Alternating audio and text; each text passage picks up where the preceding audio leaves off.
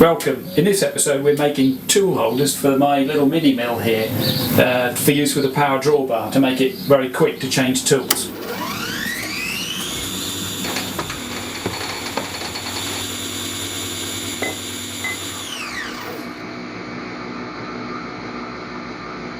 Don't hate me for it because I'm making these tool holders out of bright drawn mild steel bar. Mild steel, who'd have thought?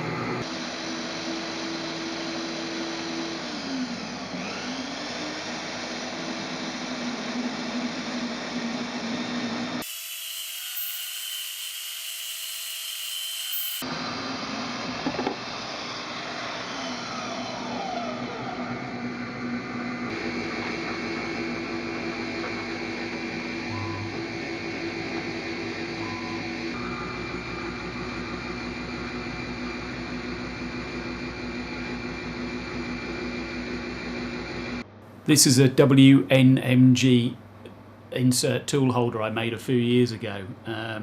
It's a bit tricky to get the right angles because it's got to have rake, and also it's got positive rake, and you need clearance on it as well. So it's not an easy one to set up in the mill, but this has been quite a useful tool over the years.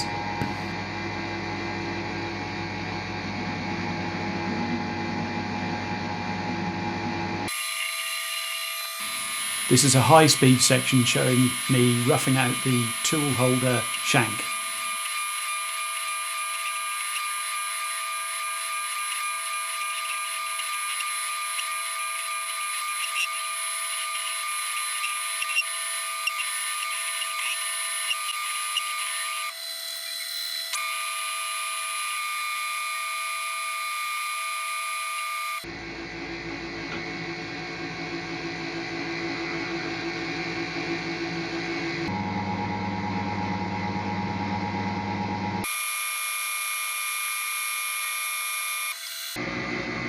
It's just a word to note here, I made these tool holders with the shanks as accurate as I possibly could. So they are, give or take, 0.002 of a mil in diameter discrepancy or tolerance. The reason being that I've got Belleville washers and Belleville washers on the drawbar of my little mill. So if you think about it, having a slightly smaller diameter on the shank of these tools will actually result in less drawbar force because the Belleville washers will be less compressed. So it's important, I think, to get them as accurate as you can.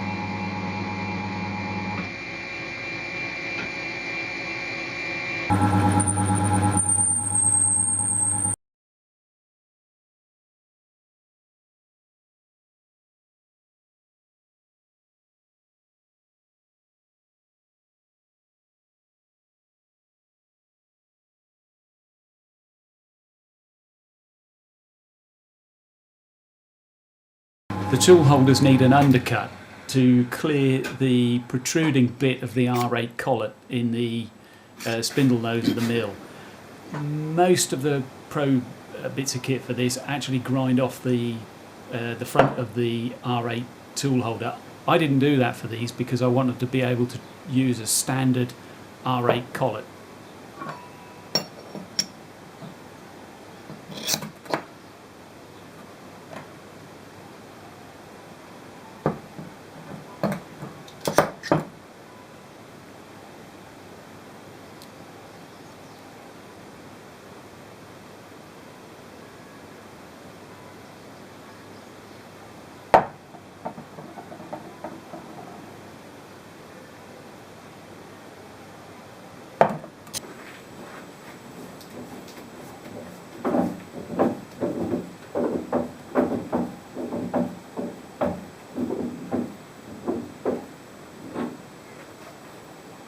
The spindle nose on my lathe is an MT5, and this is an adapter I turned up because I couldn't find one anywhere, so I had to make one. It's an MT5 to R8 collet holder that fits as accurately as I could make it into the spindle nose of my lathe.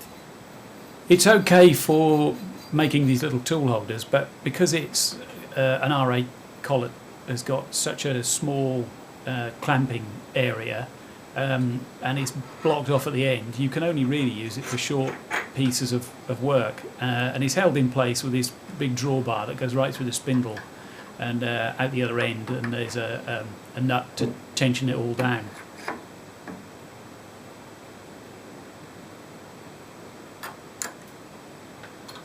You can now see the reason for turning the little register on the outside diameter of the tool holders. It's so that when I turn them round and machine the other side in the second op, I can check to see what the run out is, and as you can see here, it's 2/3 of bugger all.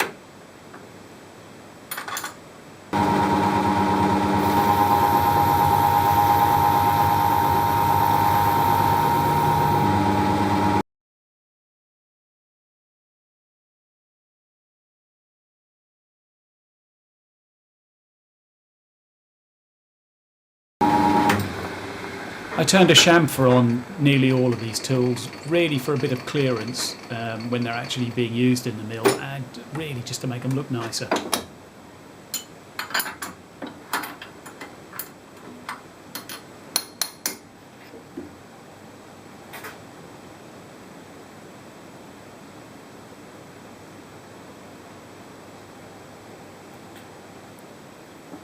Right, off camera I took a couple of these tool holders and just bored out the inside and blacked them with a chemical blackening.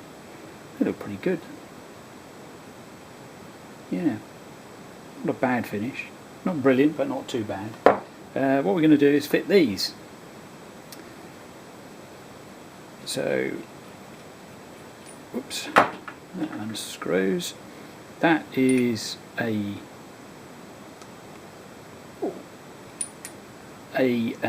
expanding fit. That's a friction fit at the moment, so this needs to go in the freezer, and all I need to do is turn this shank, lose the MT2 into a straight shank to fit that bore, and then freeze this for a couple of hours and it should just pop straight in the hole. So let's get on with that. Okay, the best way to do this would be, there's a centre in that end and a centre in that end, would be to turn between centres, but I don't have a driving dog, so we'll have to do it without. Let's just snag that in there. Right, that is close enough. There is quite a bit of wobble, however, I'll show you why that isn't a problem.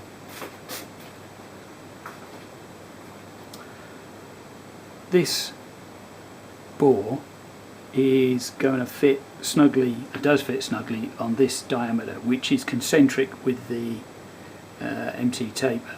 So what I'm going to do is turn the taper off to fit this inner bore, and as long as I leave myself a little bit of a gap so that it's not an absolutely precise fit but slightly under, the Loctite, the Loctite I'm going to use, which will fill the gap between the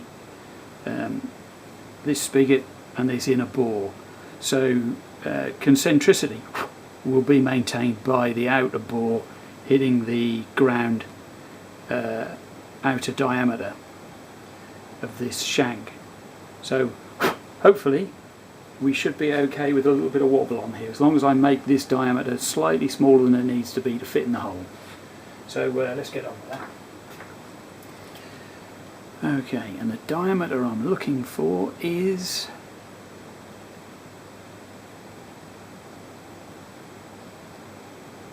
14.81 millimeters. Right, let's start.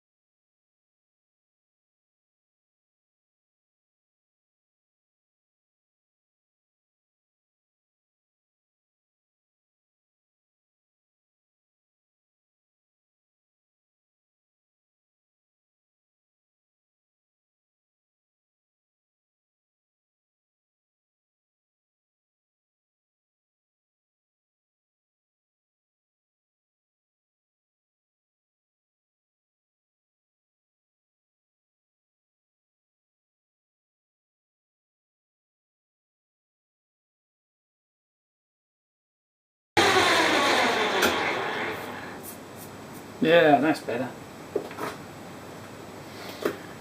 Hopefully we're about 1/10 of a mil under diameter. 0.08. Bloody well close enough for me. Okay. Now next up is to work out how deep we need to go. So 20.2. Whoops. Okay.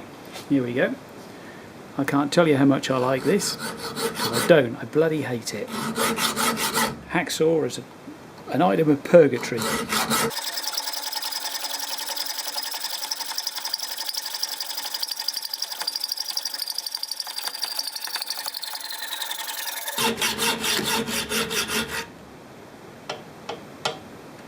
Hey! Right. Back on a jolly old king of machine tools, the lathe. We just need to face off that end, look neat, make it look pretty.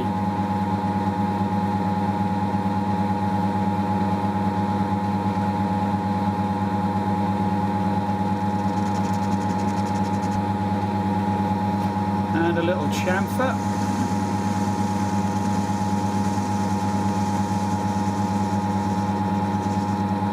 There you go, that'll make it easy to gain the ball. Grand.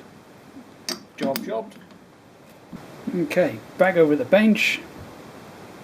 There we are. Hopefully. Oh, lovely. A loose fit, which is exactly what we want. And the main diameter won't go in, which is excellent. So, right, that's the two. Seriously hot. Been in the I'm not going to use Loctite, I don't think, in the end, because these are so hot. They've been in a little convection oven next door just to expand them out a bit, so they're both at about 120 odd degrees. I'm not sure that this stuff will cope with that, so let me get the cold bits. Here we go. Right, now the trick, I think, is to find out which is which. That one is that one. There we go. Okay, let's give it a bash. A bash being the word.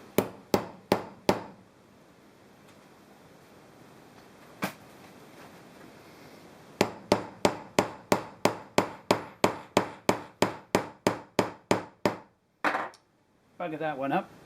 Damn it. Hey. Okay.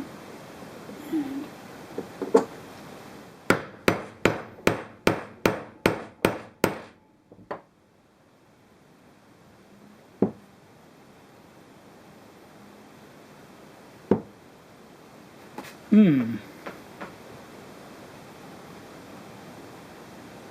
Neither of those went very well.